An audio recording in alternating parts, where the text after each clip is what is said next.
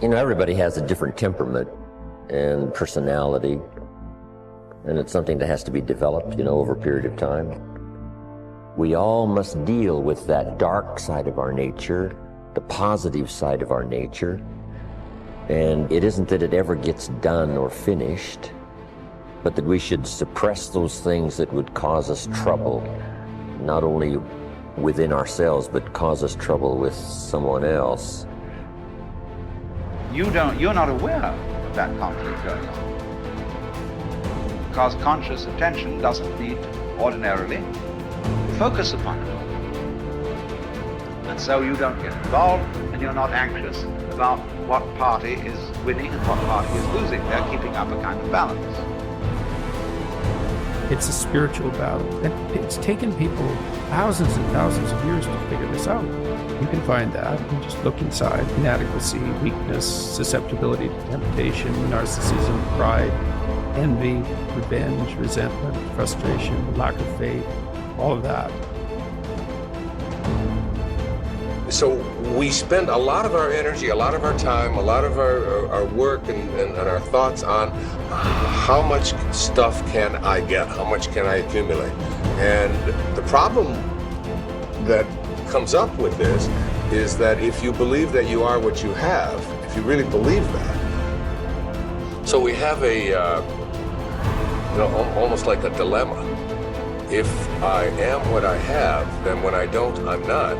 I start to get really terrified. I start to get really scared when I don't have as much stuff as I want to have, or when other people have more stuff. So we spend a lot of our energy comparing ourselves to what other people have.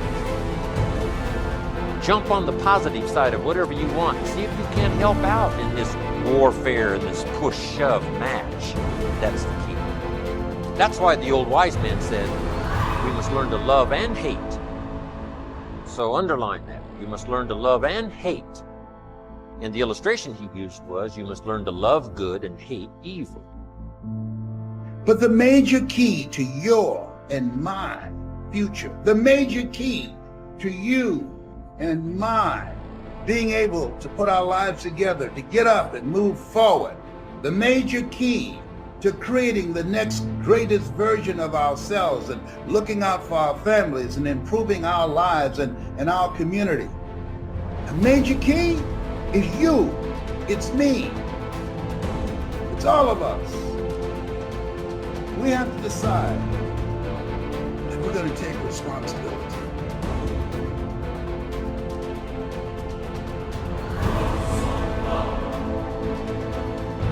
So, what are the opportunities today? Probably one of the best forms of growth that we can work with now is cooperation and service to each other. The individual finds perhaps the greatest basic joy that there is in the human composition when he brings joy or releases joy through other persons.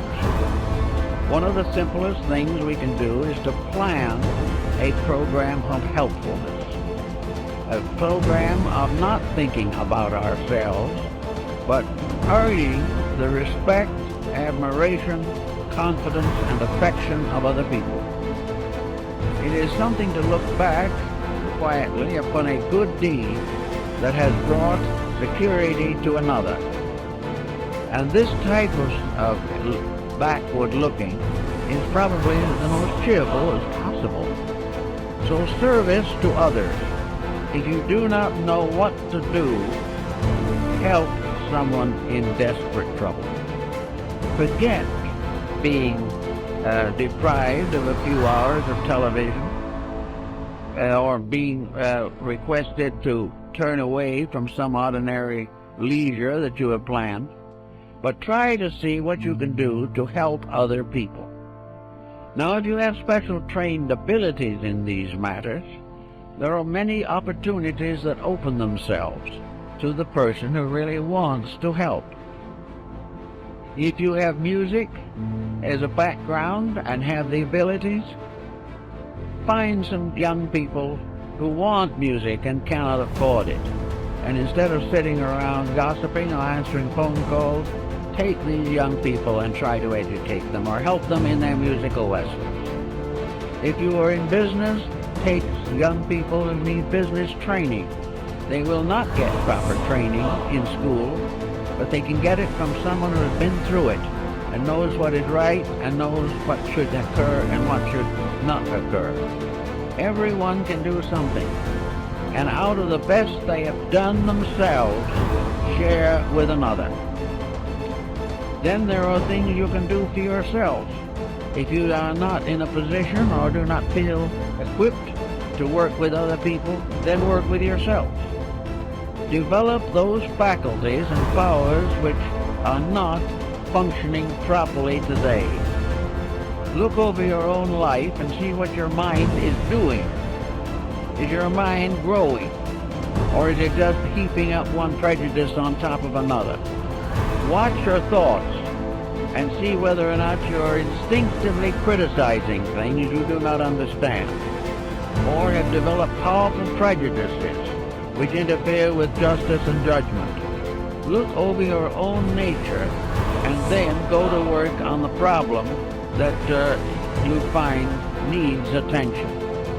It is not good, however, to try to simply convert yourself. To sit down and say, I shouldn't hold that attitude, is usually not very meaningful. What you really should do if you dislike a certain condition is get into that condition yourself.